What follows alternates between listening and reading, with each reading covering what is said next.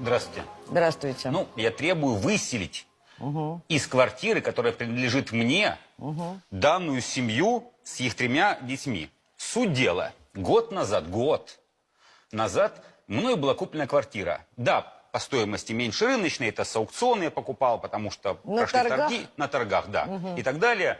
То есть это была ипотечная квартира, Да.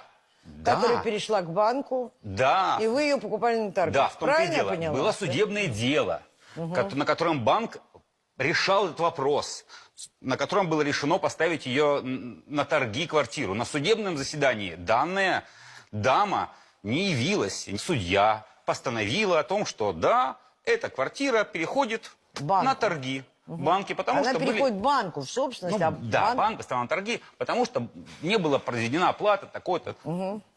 Неважно. Мною была квартира куплена год назад. В течение года я прошу